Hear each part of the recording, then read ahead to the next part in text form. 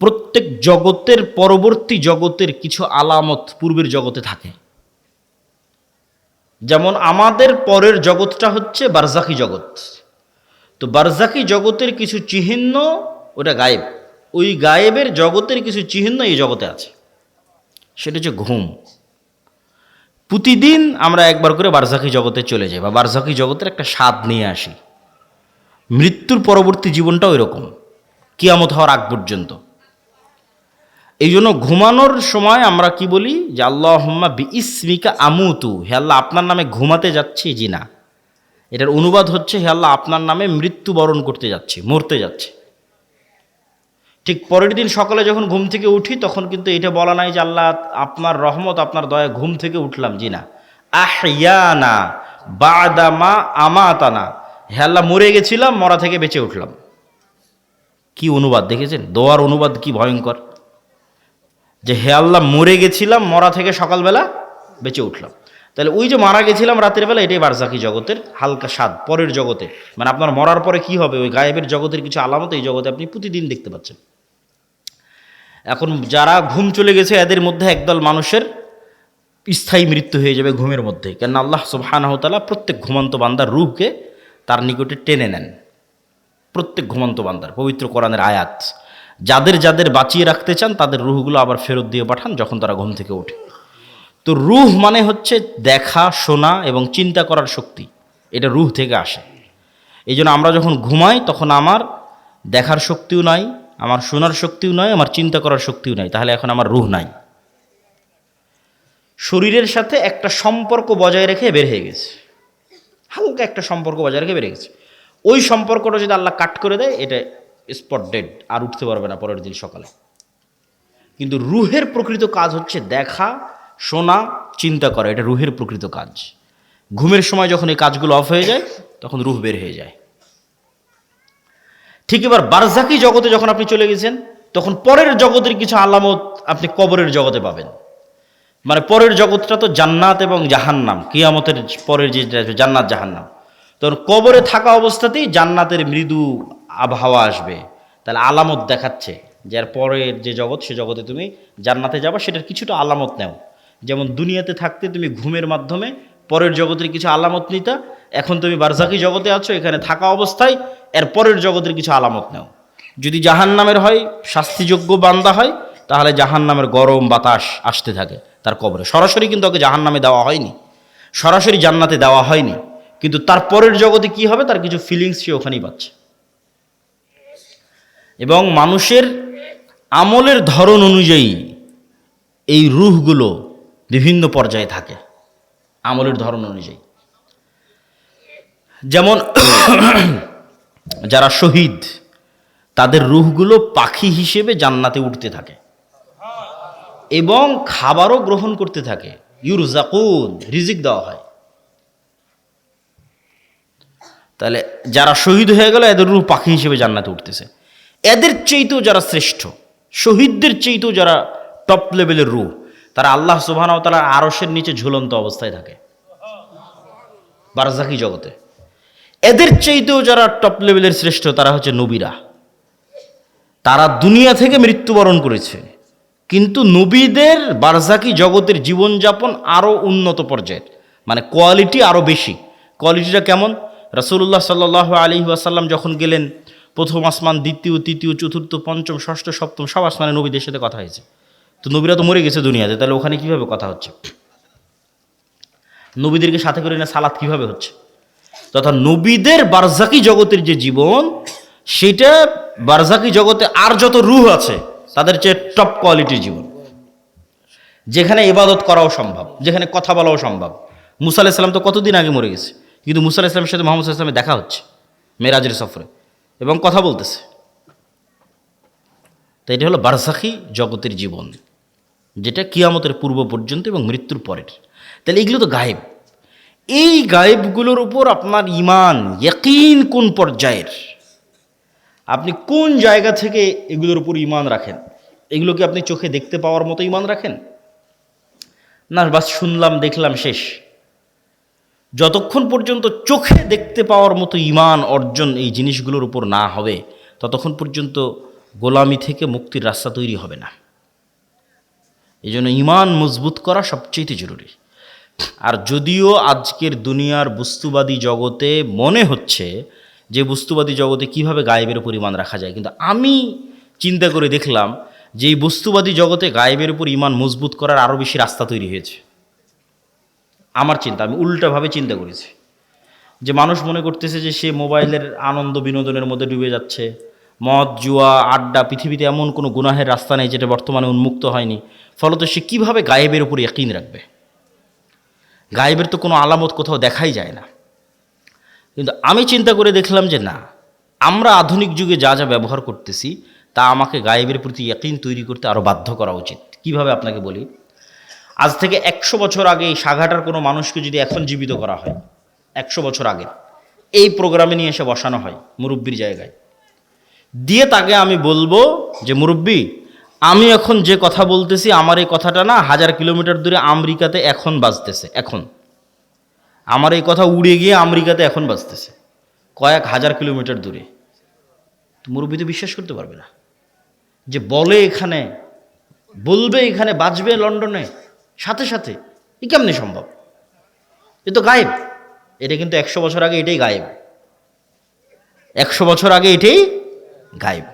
অথচ আমি কথা বললে আমার এই কথা উড়ে আমেরিকা, পৃথিবী যেই দিন সৃষ্টি হয়েছে সেই দিন থেকেই যায়। বুঝেন মনে হয় আমার কথা? এটা মানুষ জানতো না। এটা তো আলোর গতির মধ্যে, আলোর মধ্যে ডাটা ট্রান্সফার হয়, এই জ্ঞান মানুষের ছিল না। কিন্তু ট্রান্সফার তো ভাই যেই দিন থেকে আল্লাহ পৃথিবী সৃষ্টি করেছে সেই দিন থেকেই হয়। মানে আমি এখান থেকে বলবো আর এটা আলোর গতির সাথে আমার এই কথা সারা পৃথিবীতে ঘুরতেছে, বা আলো যতদূর পর্যন্ত যাচ্ছে আমার এই কথা অতদূর পর্যন্ত যেতে থাকতেছে। এটা যেই দিন থেকে পৃথিবী আল্লাহ সৃষ্টি করেছে সেই দিন থেকেই হয়। তাহলে এটা আমাদের জন্য কি ছিল? গায়েব ছিল। বলেন তো এটা আমাদের জন্য কি ছিল? গায়েব ছিল। তখন জানতাম না। তাহলে এইটা যদি সম্ভব হয় যে কথা বলবো এখানে আর আলোর গতিতে সেই কথা গিয়ে বাজবে আমেরিকায়, এবং আমেরিকায় বসে মানুষ শুনতেছে, এখন লন্ডনে বসে মানুষ শুনতেছে, আপনারা টিভি মোবাইলে ব্যবহার করতেছেন, তাহলে এটা ব্যবহার করা অবস্থায় আপনি কিভাবে বিশ্বাস করতেছেন যে এই কথা আল্লাহ শুনতেছে না? বলেন আল্লাহু আকবার। আপনি মোবাইল ব্যবহার করা অবস্থায় মানুষ আপনার কথা শুনে নিচ্ছে মানুষের তৈরি করা যন্ত্র দিয়ে, আমার এখনকার কথা মানুষ শুনে নিচ্ছে ইংল্যান্ডে বসে থেকে, আমেরিকায় বসে থেকে, আর আমি বিশ্বাস করতেছি আরে আমি যে কথা বলছি এটা তো মনে হয় আল্লাহ শুনতে পাচ্ছে না। তাহলে আপনি আধুনিক প্রযুক্তির প্রত্যেক যে জিনিস ব্যবহার করতেছেন ওই জিনিসে এবার এই স্টাইলে চিন্তা করবেন যে মানুষ যদি এই পর্যন্ত করতে পারে তাহলে আল্লাহ কোন পর্যন্ত করতে পারে। তাহলে আপনি যত চিন্তা করবেন তত গায়েবের উপর আপনার ইয়াকিন বাড়বে। যেহেতু ভয়ঙ্কর আমরা গেড়াকলে ফেসে গেছি। বর্তমান বিজ্ঞান এটাই বলতেছে যে কাফা বিনাফসিকাল ইয়াউমা আলাইকা হাসিবা, যে আজকে তোমার হিসাবের জন্য তুমি যথেষ্ট। আলজামনাহু তায়রাহু, মানুষের সাথে মানুষের পাখিকে আমি মানুষের ঘাড়ের সাথে বেঁধে দিয়েছি, শাব্দিক অনুবাদ করলাম। তো কেমনে মানুষ তার হিসাবের জন্য নিজেই সে যথেষ্ট, আলাদা করে হিসাব করা লাগবে না, এটার একটু দু একটা উদাহরণ দেই। এই যে আমরা এখানে কথা বলতেছি, এই কথা এখন আলোর সহযোগিতায় পৃথিবীর বাংলাদেশের সব জায়গায় পৌঁছে যাচ্ছে। তো এই আলোটা যতদূর যাচ্ছে এই কথা কিন্তু এই আলোর মধ্যে আছে। শুধু কথা না, আমার দৃশ্য, আমার ছবি, আমার ভিডিও এই আলোর মধ্যে আছে। আলো ডাটা ট্রান্সফার করতে পারে, যেটা দিয়ে এরা ক্যামেরার কাজ করতেছে, মোবাইলের কাজ করতেছে, সেটাই। তো এখন আমরা যদি পৃথিবীতে এমন একটা যন্ত্র আবিষ্কার করি যেটা আলোর চেয়ে বেশি জোরে দ্রুত চলে, এটা আবিষ্কার করা মানুষের পক্ষে সম্ভব নয়। কল্পনা করেন যে আমরা একটা অলৌকিক কার্যকলাপের মাধ্যমে একটা মেশিন তৈরি করলাম আলোর চেয়ে জোরে চলে, দিয়ে এখন আজ থেকে 15 বছর আগে চলে গেছি, আলোর চেয়ে বেশি গতিতে 15 বছর আগে চলে গেছি। তো 15 বছর আগে সাঘাটার মাটি থেকে যে আলোটা ছুটেছে আকাশের দিকে, ওই আলোটা এখন যে জায়গায় আছে আমি ওর আগে গিয়ে বসে গেছি, ওর আগে গিয়ে পৌঁছে গেছি, আলোটাকে ধরবো।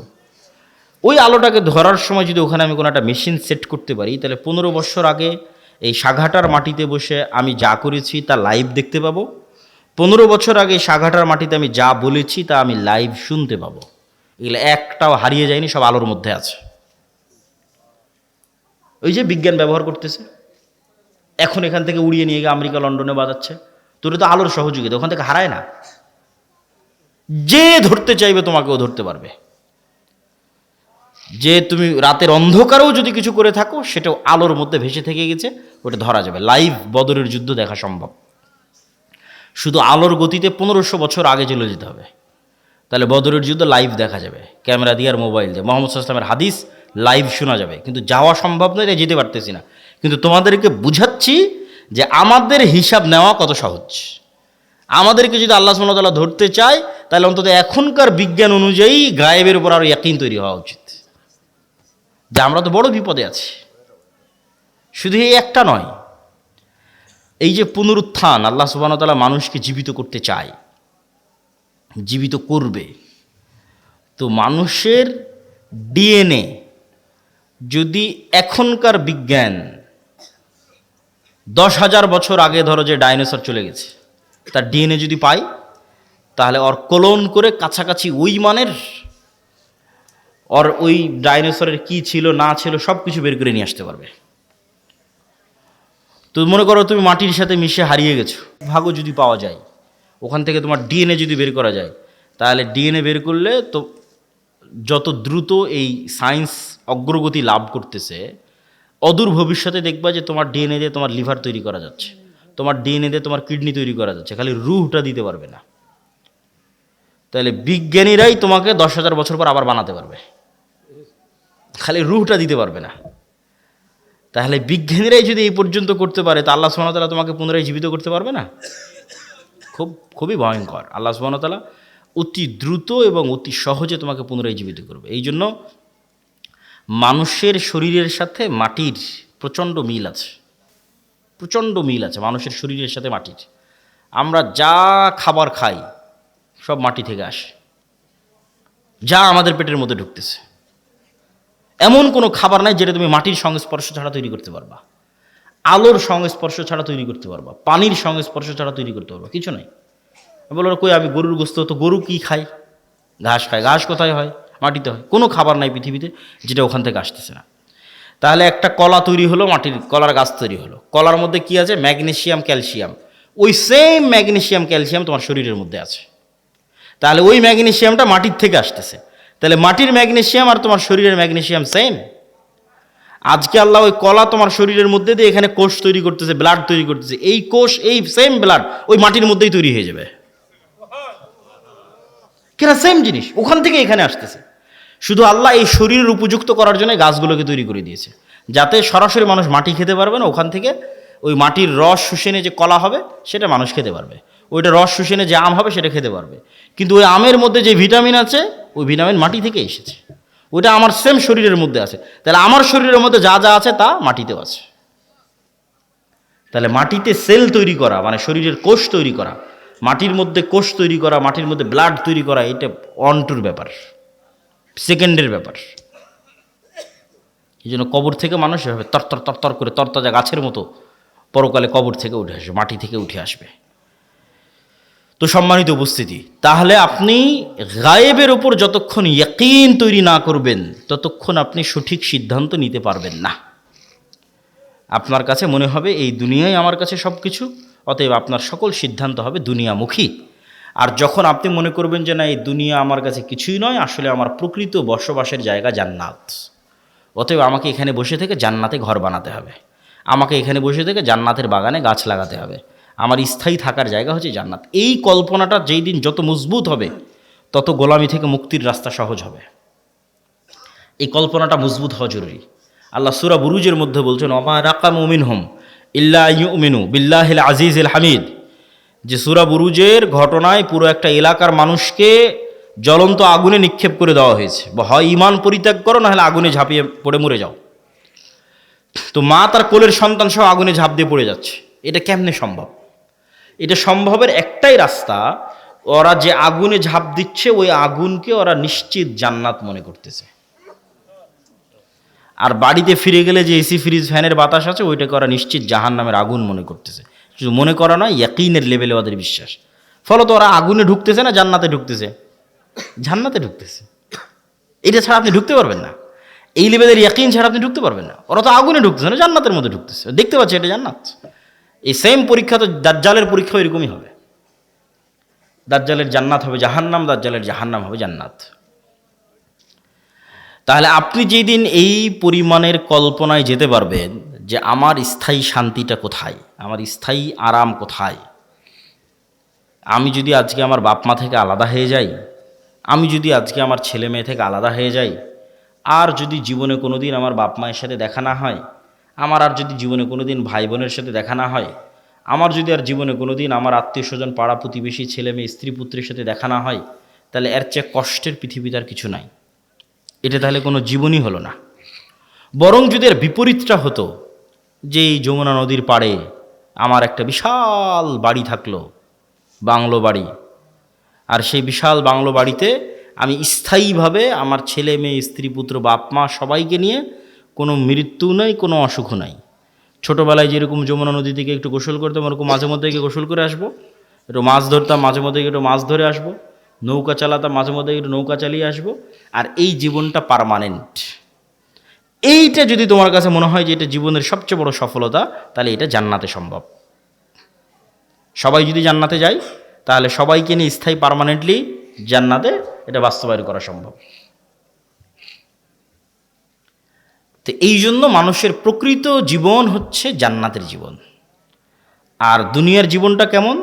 আমি আজকে যেমন রাজশাহী থেকে অথবা ঠাকুরগাঁ দিনাজপুর থেকে এখানে এসেছি, 10টার 9:30টার দিকে পৌঁছেছি, 11:30 12টার মধ্যে বের হয়ে যাব। এইখানে যে আমি 1-1.5 ঘন্টা আছি, আর আপনারা যারা এখানে বক্তব্য শুনতে এসেছেন 1-1.5 ঘন্টা আছেন, এই 1-1.5 ঘন্টার সময় যেমন, এই পুরো 60 বছরের সময় তেমন। এটা সফরের মধ্যে একটা যাত্রা বিরতি। সফরটা শুরু হয়েছে যেদিন আল্লাহ রূহ তৈরি করেছিল, এই সফরটা শেষ হবে জান্নাতে এবং জাহান্নামে যাওয়ার মধ্যে। তাহলে এই লম্বা সময়ের মধ্যে এই 60 বছর অতি ছোট। ঠিক এই পুরো 60 বছরের মধ্যে এখনকার 1-1.5 ঘন্টা যত ছোট। এবং মানুষ যখন পরকালে উঠবে, তখন মানুষের কাছে এটাই মনে হবে যে আমরা দুনিয়াতে মনে হয় 1-1.5 ঘন্টা ছিলাম। এটা কোরআনের আয়াতের অনুবাদ, যে মানুষেরা বলবে যে আমরা দুনিয়াতে মনে হয় 1 দিন বেঁচেছিলাম, হাফ দিন বেঁচেছিলাম, অথচ বেঁচেছে 60-70 বছর। তো সম্মানিত উপস্থিতি, 1 নম্বর পয়েন্ট ইমান বিল গায়বে ইয়াকিন। পরের পয়েন্টগুলো একটু ছোট ছোট করে নিই, সময় অনেক অল্প।